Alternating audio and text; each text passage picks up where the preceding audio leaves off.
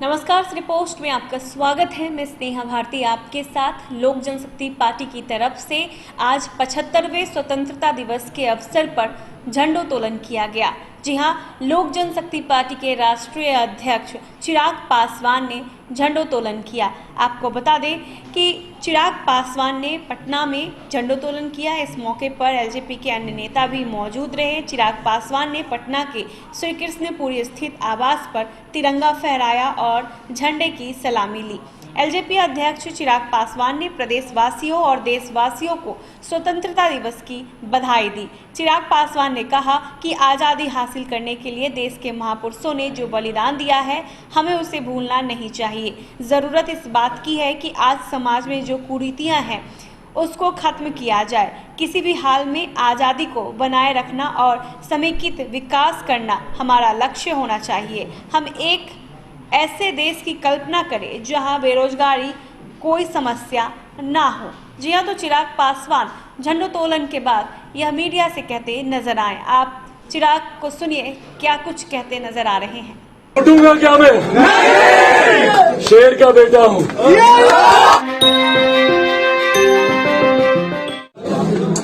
आज यहाँ पर आप लोगों के बीच ना चिराग पासवान सांसद के तौर पर आया है, ना चिराग पासवान किसी राजनीतिक दल के राष्ट्रीय अध्यक्ष के तौर पर आया है। मैं सिर्फ एक बिहारी होने के नाते अपने बिहारी युवा साथियों से मिलने आया हूँ।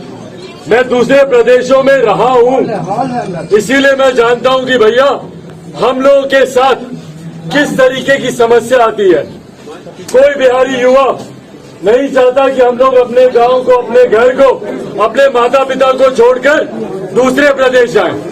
पर आज आजादी के 75 साल हो रहे हैं। आज 75 साल आजादी के जब हम लोग मना रहे हैं, तो आप लोग मुझे बताइए ना कि क्या सही मायनों में जो हमारे स्वतंत्रता सेनानियों ने आजाद भारत की कल्पना की थी, आजाद बिहार की कल्पना की थी, क्या हम लोग उसको पूरा कर पाए हैं?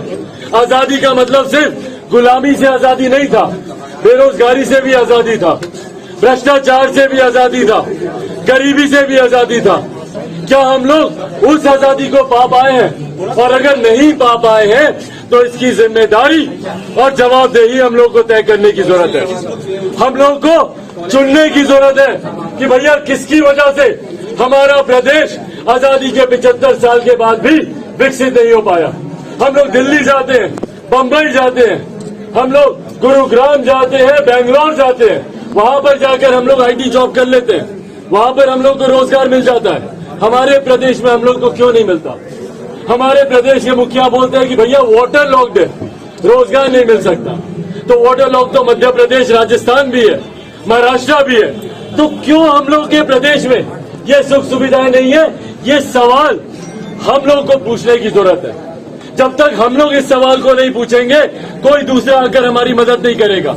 हम लोग को ऐसे ही बार बार जाना पड़ेगा दिल्ली, बम्बई। भाई भारत एक साथ आजाद हुआ कि नहीं? तमाम प्रदेश एक साथ आजाद हुए, तो फिर क्यों बिहार इतना पिछड़ा रह गया? ये सवाल अगर हम नहीं पूछेंगे तो कौन पूछेगा यार? पूछिए उनसे कि भैया क्यों?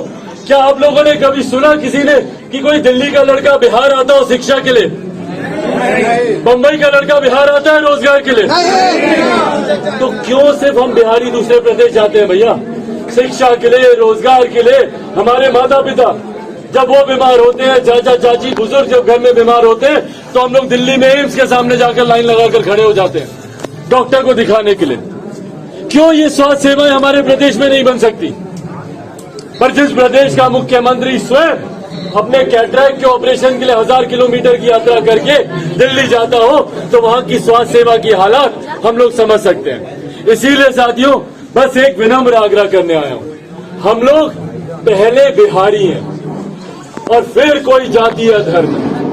पहले बिहारी अस्मिता की लड़ाई है। हम लोग को निरंतर जात पात धर्म मजहब में बांटने की कोशिश भाई फर्क क्या रहा अंग्रेजों में और बाकियों में? उन्होंने भी हमें बांटा और शासन किया, ये भी हमें बांटने और शासन कर रहे हैं। कभी दलित महादलित के नाम पर, पिछड़ा अति पिछड़ा के नाम पर, हिंदू मुसलमान के नाम पर, अगड़ा पिछड़ा के नाम पर सिर बांट रहे और वोट बैंक बना रहे। इसीलिए ये आग्रह कर रहा हूं, हम सब पढ़े लिखे लोग हैं, हम सब अपने अधिकारों को जानते हैं, हम सब अपने अधिकारों के लिए लड़ना जानते हैं। तो पहले ये बिहारी अस्मिता की लड़ाई है, पहले हमें एकजुट होकर बिहार को आगे लेकर जाना है। भाई दूसरे प्रदेश के लोग देखें तो गर्व से बोले कि हाँ ये बिहारी है, पर हकीकत है कि बिहारी शब्द को गाली बना दिया गया।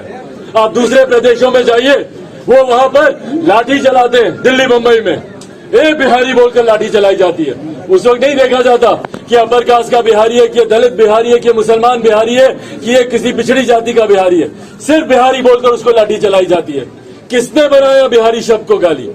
लोग परहेज करते हैं अपने आप को दूसरे प्रदेश में जाकर बिहारी बताने में। कितने ऐसे मेरे युवा साथी हैं जो दिल्ली में पढ़ते हैं, बोलते भैया हम लोग बताए नहीं है कॉलेज में कि हम बिहारी हैं। क्यों? किसने बिहारी शब्द को इतना बदनाम किया?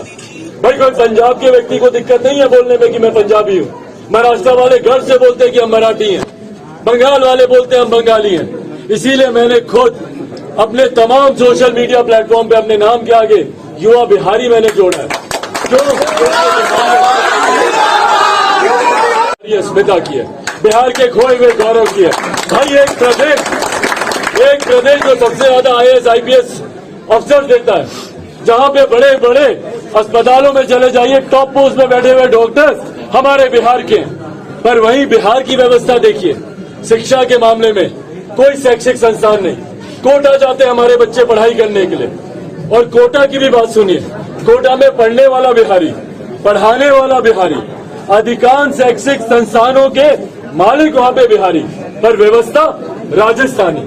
भैया क्यों ये व्यवस्था हमारे प्रदेश में हमें नहीं मिल सकती? क्यों पटना को हम लोग एजुकेशनल हब नहीं बना सकते? जो कोचिंग का जितना पैसा करोड़ों में जाता है दूसरे प्रदेश में, वो हम अपने प्रदेश में क्यों नहीं खर्च कर सकते? वही IT जॉब्स की बात है। तो जब दिल्ली, गुरुग्राम, बैंगलोर में IT सेक्टर्स खुल सकते हैं, तो पटना IT हब क्यों नहीं बन सकता? आखिरी बार इन्वेस्टर समिट कब हुआ था मेरे प्रदेश में? हम में से किसी को पता भी नहीं होगा। कब निवेशकों को बुलाया गया कि भाई आप आए, इन्वेस्ट करें, सिंगल विंडो क्लियरेंसेस है कि ताकि निवेशक आके निवेश करें? इसके बारे में कोई चर्चा नहीं करता। चर्चा करता है तो समीकरण को लेकर कि भाई हम अपने जातीय समीकरण कैसे बना लें, और पेपर पे ही लोग चुनाव लड़ते हैं और पेपर पे ही चुनाव जीतते हैं। मुद्दों की बात कोई नहीं करता, और चिराग पासवान जब मुद्दों की बात करता है तो तमाम शक्तियां इकट्ठी हो जाती हैं चिराग पासवान को तोड़ने के लिए। इसके परिवार को तोड़ो, इसके घर को तोड़ो।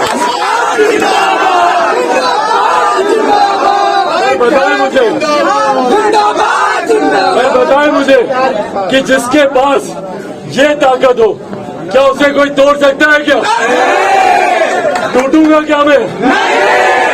शेर का बेटा हूँ, शेर का बेटा हूँ। मेरी अंतिम सांस, मेरे शरीर के अंतिम खून का कतरा से बिहारी गौरव, बिहारी सम्मान के लिए लड़ता रहेगा।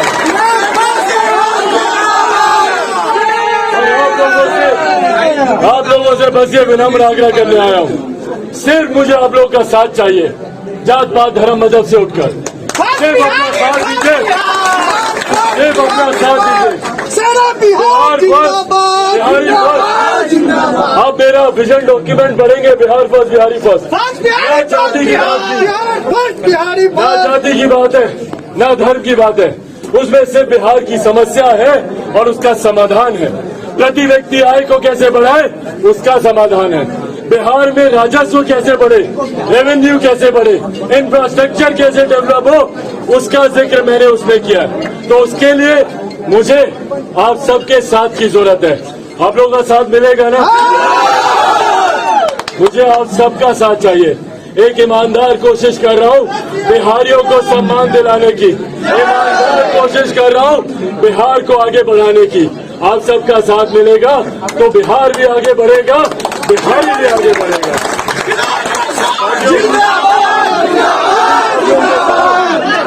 इन्हीं शब्दों के साथ आज स्वतंत्रता दिवस पर आप सबको जहां मैं शुभकामनाएं देता हूं, आग्रह करूंगा कि अपनी यादों में जरूर उन स्वतंत्रता सेनानियों को याद करें, शहादत देने वाले उन वीर जवानों को याद करें और उनके परिवार वालों को याद करें जिन्होंने अपने परिवार के सदस्यों को देश की शहादत के लिए कुर्बान करने का काम किया।